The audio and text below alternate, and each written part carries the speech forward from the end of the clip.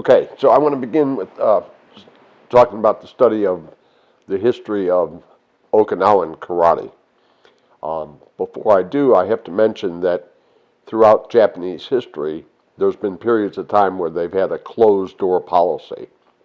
The idea of this was they didn't want outside influence from neighboring countries like China and Korea to interfere with their culture. But they always had a back door. So to trade goods with China, they would trade through their territories, like Okinawa and Korea. So that ban did not keep the Okinawans or the Koreans from trading with the Chinese. We know that the Chinese arts of wushu and kung fu predate all of the other Asian martial arts. And there's evidence in both Okinawa and in Korea where these martial arts from China were taught through trading practice and religion to the citizens of Okinawa and Korea. In history, in 1477, King Sho took power in Okinawa. At that time, he banned the practice of martial arts.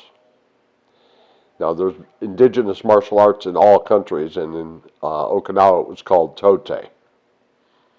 This ban continued for a long time, and so the development of secret practice in Okinawa became part of how the art was handed down.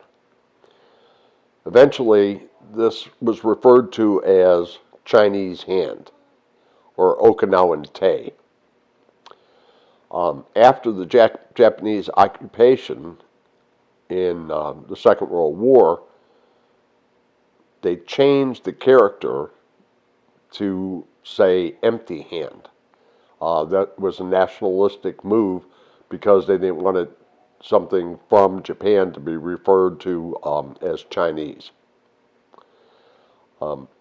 So as the Te arts developed, one of the ways that they designated these arts was from the origin of the practice and the instructor. So they named them after the towns where they were practiced. And so the three main places were Shuri, Naha, and Tamari. So they were referred to as Shurite, Nahate, and Tamarate. And this was the beginning of the Okinawan practice. Now, the system of karate that we practice was founded by Tatsushi Mibuku in the early part of the 20th century. The styles of Shorite developed and split into the styles of Shotokan, Shido-ryu, Shorin-ryu, Shudokan, and Chorin-ryu and Ginse-ryu. Tamarate split into Wada-ryu, Matuba-ryu, Matsubi-ryu, and Shorin-ryu.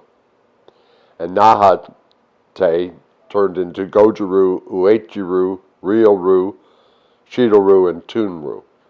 So again, all of the splitting and factionalization of Okinawan karate is personal instructor's preference.